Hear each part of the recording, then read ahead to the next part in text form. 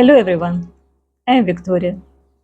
I am 51 and I've spent half of my life living in Africa. Can you believe that? Yes, that's right. I've been living in Africa, West Africa, Ghana, for the past 25 years. They say life begins at 50, but as for me, it began when I crossed continents. So, welcome back to my channel, My Warm Africa, where I share my experiences, my life in Africa. I lived here for a very long time. But first, I want to take a moment to thank all my new subscribers for joining this amazing community. You're all welcome to the channel, My Warm Africa. So, how did my life change since I left for Africa? Let's talk about this. But before I talk about specific changes in my life and in my family life, permit me this remark. Some African people complain that why I show only this market in respect to the last market video. They want to see more of the prominent shops, supermarkets. My dear friends, I don't live in the capital. I don't live in big city. I live in quite a small town, which is mostly regarded as predominantly it is a farming community. So that's why every time on Sunday you can see me walking in the beautiful nature just because it is all around the place where I stay. And you can't blame somebody for showing his or her own life. But sometimes, yes, once in a while, I go to Accra, which happens, that is capital of the country, which happens maybe once or twice in a year. That is not my life, but whenever I am there, you will see some parts there.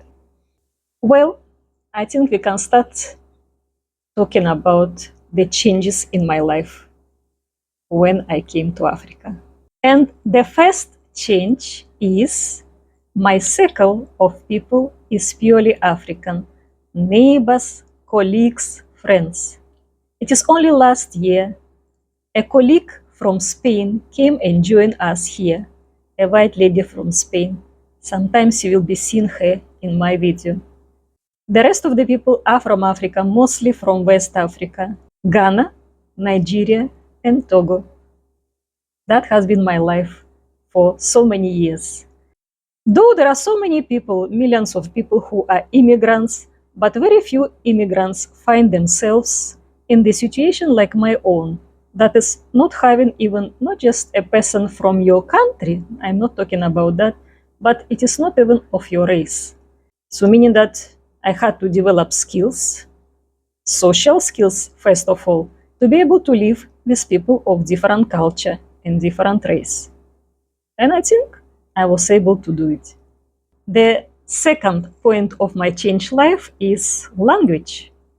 My mother tongue is Russian, but here there is nobody to speak this language to. Official language in Ghana is English, and therefore everywhere we use English, though there are dozens of local languages.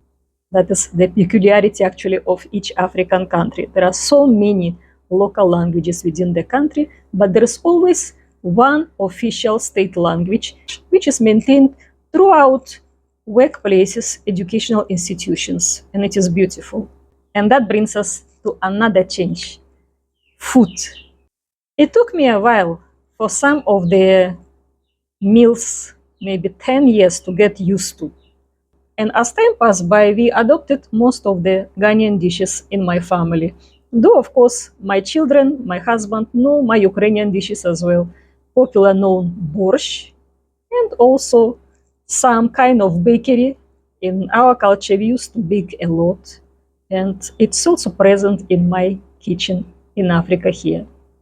It is interesting to know some African ladies have questioned my way of cooking certain meals, stating that they've never seen them. Of course, where will you see them if you don't live in this part of the country? And if you are not even from this country, then you cannot even know about them. It really tells you that, yes, I am a person who live in northern part of Ghana, and I understand very well their cuisine. The other change which occurred in my life is obviously dress code, so to speak.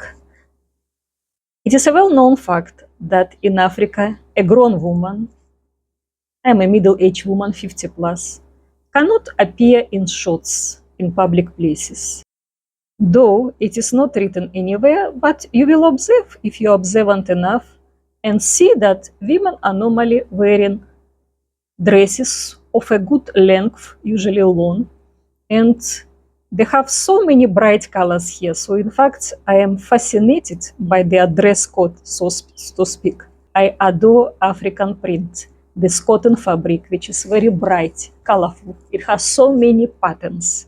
And every day, a woman tries to wear a new clean dress and always add some charm to it.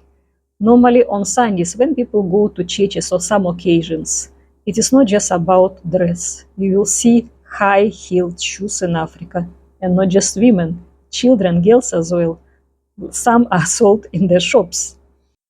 I adore African women for their beauty, no matter how hard or easy their life is day by day.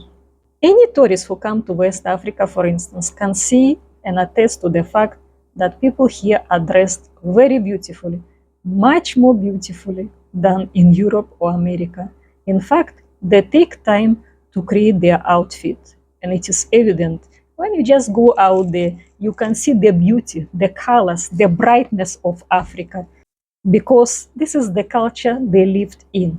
Another change which happens in every woman's life is when her children come into this world. Obviously, you need time for them to raise them up from the newborns till adulthood. But in Ghana, mothers are given leave from work only for 3 months, and after that, they're expected to start work. So what do we do with the children who are 3 months old? Here it is not a big problem because you can always get some help. You can get a helper, a nanny, who can stay with your child whilst you're at work. It is not difficult. Usually they bring some relative here, so they have these family connections where they can find some sister, some auntie, some close or distant relative to stay with you. Normally, it doesn't cost anything. The person just resides with you and eat your food.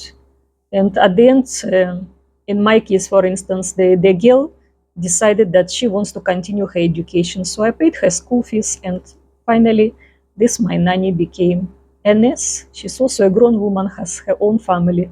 That's how life continues for her as well. And another difference, gradual though, seeing your children growing up in African culture. My children are purely African because they have grown in this culture, and therefore they are no longer part of the culture I am coming from. So the changes are evident since I moved to Africa. They affect me, my children, my entire family as well. Even my own mentality has changed as to what is good, what is bad. Because sometimes what is good in your culture can be regarded opposite in another culture. And because I live in this culture for the past 25 years, so I think more like an African person than as a European person.